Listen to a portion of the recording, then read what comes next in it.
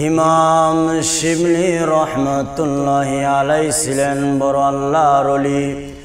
ওই ইমাম শিবলি রহমতুল্লাহি আলাইহি উনি যখন মক্কা গমন করতেছেন, মক্কা তাওয়াফ করতেছেন, ওনার সাথে দেখলেন একটা যুবক ছেলে।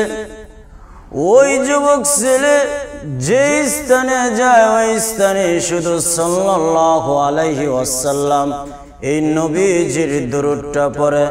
তখন ইমাম শিবলি রহমতুল্লাহি আলাইহি ওই ছেলেকে ডাক দিয়ে বলে, এ যুবক রে,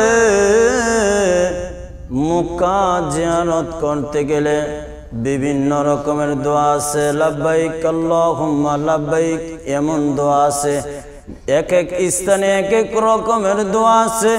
এই যুবক, তুমি কি অন্য দোয়া পারো না? তুমি কেন শুধু সাল্লাল্লাহু আলাইহি ওয়াসাল্লাম এই দোয়া পড়তেছো? তখন ওই যুবকটা বলে, এ ইমাম গাজ্জালি রে, আমি দোয়া পড়ার কারণটা হইল এর মধ্যে অনেক লম্বা ইতিহাস আছে গো। তখন ইমাম শিবলি রহমতুল্লাহি আলাইহি বলেন, কি এমন ইতিহাস আছে আমাকে বলো। তখন ওই যুবকটা বলে, ও হুজুর গো, আমি এবং আমার পিতা, আমার আব্বা মক্কা মদিনা জিয়ারতের উদ্দেশ্যে বাড়ি থেকে রওনা হলাম। বাড়ি থেকে রওনা হয়ে দেখি আমার আব্বা হঠাৎ অসুস্থ হয়ে পথের মধ্যে ইন্তেকাল করেছে। ইন্তেকাল করার পর আমার আব্বার চেহারাটা শকুনের মতো আকৃতি হয়ে গিয়েছে, চেহারাটা অনেক বিবস্ত্র হয়ে গিয়েছে। এই পেরেশানিতে আমি অনেক পেরেশান হয়ে গেছি। কাঁদতে কাঁদতে আমি হঠাৎ ঘুমিয়ে পড়েছি। ঘুমের মধ্যে দেখলাম গো, একজন নূরের চেহারার লোক এসে আমাকে বলতেছে, এ যুবক রে, তুমি কেন পেরেশানিতে কান্না করতেছো, কারণ কি? তখন আমি বললাম ওই লোকটাকে, কে গো আপনি? আমি এই জন্যই পেরেশান হয়ে গেছি, আমার আব্বা ইন্তেকাল করেছি এবং আমার আব্বার চেহারাটা শুকুরের আকৃতি হয়ে গিয়েছে। আমি লজ্জায় কাঁদতেছি। কিভাবে সকালবেলা আমি মুখটা দেখাবো মানুষের সামনে?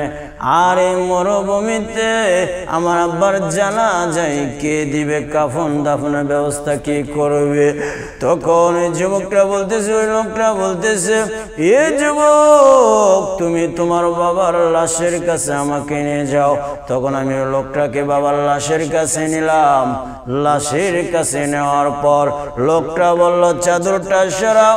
যখন আমার আব্বার চেহারাটা থেকে চাদরটা সরাইলাম, চাদরটা সরানোর পর ওই লোকটাকে দেখলাম তার হাত দিয়ে আমার আব্বার চেহারার মধ্যে হাত বুলাইছে।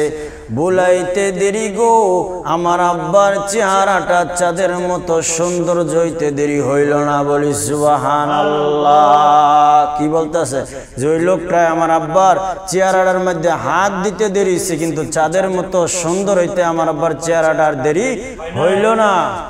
তো কি বুঝাইতেছে? তখন ওই লোকটা আবার বলতেছে, এই যুবক, তুমি পেরেশান হইও না, আগামীকাল সকালবেলা দেখবা লক্ষ লক্ষ মানুষ তোমার আব্বার জানাজা দেওয়ার জন্য ছুটে আসবে। তখন যুবকটা বলতেছে, হুজুর গো, আমি ওই লোকটাকে তখন বললাম, কে গো আপনি? আমার এত বড় উপকার করেছেন, আর আমার বাবা এখানে ইন্তেকাল করেছে, আপনি সেটাই কিভাবে জানলেন? তখন ওই লোকটা বলতেছে, এই যুবক রে, আমি দুনিয়ার কোন সাধারণ মানুষ নয়, আমি হলাম জগতের রহমাতুল লিল আলামিন। বলি সুবহানাল্লাহ। তখন যুবকটাই বলতেছে, হুজুর গো, আমি ওই নবীজিকে তখন বললাম, ও গো আল্লাহর হাবিব, আপনি কিভাবে খবর পেলেন? তখন নবীজি বলতেছে, এই যুবক, তোমার আব্বা প্রতিদিন সকালবেলা 100 বার সাল্লাল্লাহু আলাইহি ওয়াসাল্লাম, বিকালবেলা 100 বার সাল্লাল্লাহু আলাইহি ওয়াসাল্লাম আমি নবীর উপর দুরূদ শরীফ পড়ত। হঠাৎ আমি গতকাল ফেরেশতাকে জিজ্ঞাসা করলাম, কিরে ফেরেশতা, আমার অমুক স্থানের ওই আশিকটার কি খোঁজ খবর, সে কেন দুরূদ পড়লো না? তখন ওই ফেরেশতা বলে, ওগো নবীজি, ওই লোকটা তো ইন্তেকাল করেছেন। তখন নবীজি বলতেছে, যেহেতু আমার আশিক ইন্তেকাল করেছি, এই জন্য আমি নবীজি মদিনায় আর বসে থাকতে পারলাম না, এই জন্য আমার আশিকের কাছে ছুটে আসলাম। বলি সুবহানাল্লাহ। লোকটা কি করতো? খালি শুধু দুরূদ শরীফ পড়তো। কি করত? সকালবেলা 100 বার দুরূদ শরীফ, বিকালবেলা 100 বার দুরূদ শরীফ সাল্লাল্লাহু আলাইহি ওয়াসাল্লাম। এ ভাইরা, শুধু তাই না, যুবকটা বলতেছে ইমাম শিবলিকে, ইমাম শিবলি গো, শুনুন আপনি। এরপর সকালবেলা যখন আমার ঘুম ভাঙলো, সকালবেলা ঘুম ভাঙার পর আমি দেখলাম লক্ষ লক্ষ মানুষ আমার আব্বার জানাজা পড়ার জন্য ছুটে এসেছে। বলি সুবহানাল্লাহ। তখন আমি ওই লোকদেরকে বললাম, কি ব্যাপার, আমি তো মাইকিং করি নাই, আমি তো এলান করি নাই আমার বাবা যে ইন্তেকাল করেছে, আপনার এই খবর কোথায় থেকে পেয়েছেন? তখন গ্রামের সমস্ত মানুষ বলে, এ যুবক রে, দুনিয়ার কোন মাইকে আমাদেরকে এলান করা হয় নাই, আসমান থেকে এলাম এসেছে, গাইবি আওয়াজ এসেছে। হে গ্রামবাসীরা, তোমরা যদি তোমাদের গুনাহ মাফ করাইতে চাও, তাহলে অমুক স্থানে একজন নবীজির আশিক ইন্তেকাল করেছে। শুধু তাই নয়, এক সাহাবী হইতে বর্ণিত, সাহাবী বলেন, মানুষ যখন দোয়া করে, মানুষ যদি দুরূদ শরীফ ব্যতীত দোয়া করে, ওই মানুষের দোয়াটা আসমান এবং জমিনের মাঝামাঝি স্থানে ঝুলন্ত অবস্থায় থাকে। অর্থাৎ আপনি যদি দুরূদ শরীফ না পড়ে দোয়া করার আগে দোয়া করতেন যান, তাহলে এই দোয়াটা আসমান এবং জমিনের মাঝামাঝি স্থানে কি অবস্থান করে, মাঝামাঝি স্থানে ঝুলন্ত অবস্থায় থাকে। কি জন্য? এই দোয়াটা কবুল হয় না, উপরও যায় না, নিচেও যায় না। না যাওয়ার কারণে হলো কি, আপনি দুরূদ শরীফ পড়েন না, এই জন্য আপনার দোয়া কি কবুল হবে না। এবারে শুধু তাই নয়, দুরূদ শরীফের তো ফজিলত দয়াল নবীজি সাল্লাল্লাহু আলাইহি ওয়াসাল্লাম একবার মদিনার পাশে বসে রয়েছেন। এমন সময় হঠাৎ কিছু মৌমাছি নবীজির সামনে দিয়ে অতিক্রম করতেছেন। তখন নবীজি মৌমাছিকে ডাক দিয়ে বলল, তাআল ইলাইনা নাহাল, হে মৌমাছি আমার কাছে আসো। তখন নবীজি যখন মৌমাছির সঙ্গে কথা বলার ইচ্ছা পোষণ করলেন, আল্লাহ রাব্বুল আলামিন কুদরতি ভাবে মৌমাছির জবান খুলে দিয়েছে। বলি সুবহানাল্লাহ। তখন মৌমাছি বলতেছে, আসসালাতু আসসালামু আলাইকা ইয়া রাসূলুল্লাহ, ও আল্লাহর হাবিব, কি জন্য আমাদেরকে ডেকেছেন? তখন নবীজি বলতেছে, এই জন্যই আমি তোমাদেরকে ডাক দিয়েছি। হে মৌমাছি, তোমরা তো মৌমাছি, মধু কোথা থেকে সংগ্রহ করো? তখন মৌমাছি বলতেছে, ও আল্লাহর হাবিব, আমরা ফুল থেকে, বিভিন্ন ফল থেকে মধু সংগ্রহ করি। তখন নবীজি বলতেছে, আমার প্রশ্ন হইল, তোমরা টক স্থান থেকে মধু সংগ্রহ করো এবং ফুল থেকে মধু সংগ্রহ করো এবং তিতা স্থান থেকে মধু সংগ্রহ করো, আমার প্রশ্ন হলো এই মধুগুলা এত মিষ্টি হওয়ার কারণ কি? তখন মৌমাছি বলে, আল্লাহর হাবিব, এটা নিয়ে আমরা পেরেশানিতে ছিলাম। হঠাৎ ওহির মাধ্যমে আল্লাহ পাক আমাদেরকে জানিয়ে দিয়েছেন, ওগো মৌমাছি, জগতে একজন নবী আছে, মুহাম্মদ সাল্লাল্লাহু আলাইহি ওয়াসাল্লাম। ওই নবীকে আমি আল্লাহ নিজে ভালোবাসি, তোমাদেরকেও ভালোবাসতে হবে।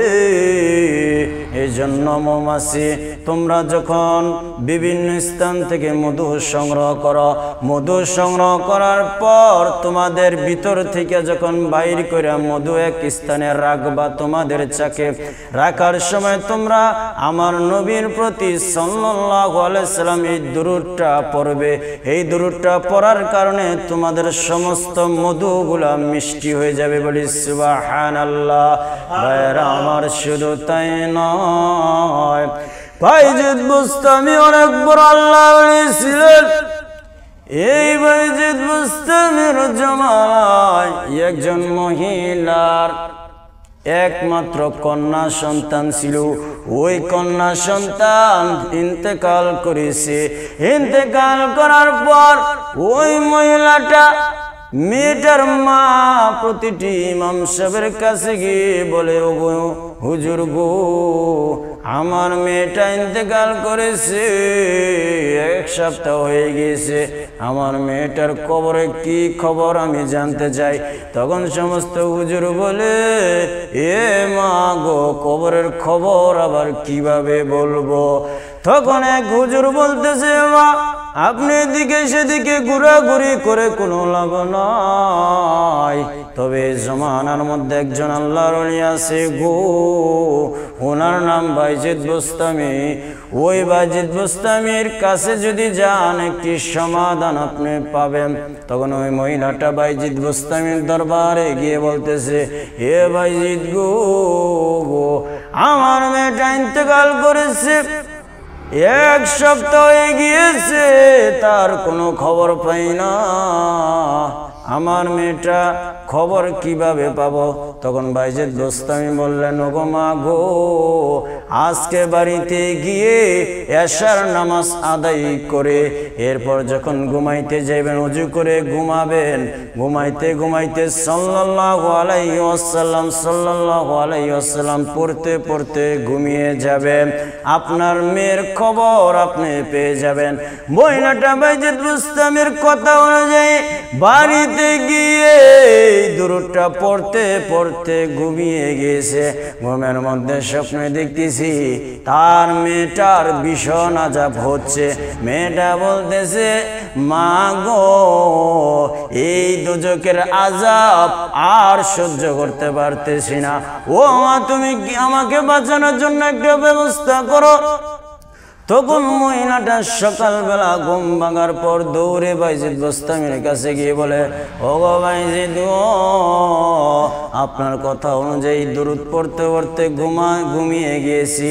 ঘুমের মধ্যে স্বপ্নে দেখলাম আমার মেয়েটা দোজখের মধ্যে আছে, বাঁচানোর জন্য কাকুতি মিনতি করতেছে, আমার মেয়েটাকে কিভাবে বাঁচাবো? তখন বাইজিদ বলে, আপনি বাড়িতে যান, দুরূদ পড়েন, দান সদকা করেন, আপনার মেয়ের বেঁচে যাবে আযাব থেকে। এ কথা বলার পর মহিলাটি তার বাড়িতে চলে গিয়েছি। এরপর বাইজিদ বুস্তামি নামাজ পড়ার পর মুশাহাদা মুরাক্কাবার মধ্যে বসেছে। বসে দেখতেছে জান্নাতি একটা চেহারার মধ্যে একটা যুবতী এসে বলতেছে, হে বাইজিদ গো, আপনি কি আমাকে চিনেন নাকি? তখন বাইজিদ বুস্তামি বলে, না, আমি তোমাকে চিনি না, তুমি কে?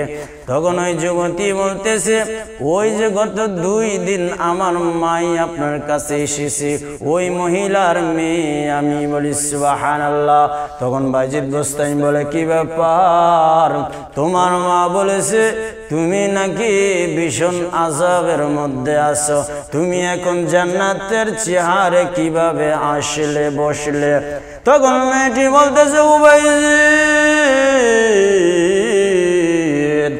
আমি কিছুক্ষণ আগে জাহান্নামের আযাবের মধ্যে ছিলাম, হঠাৎ একটা মুরব্বী লোক এসে শুধু একবার সাল্লাল্লাহু আলাইহি ওয়াসাল্লাম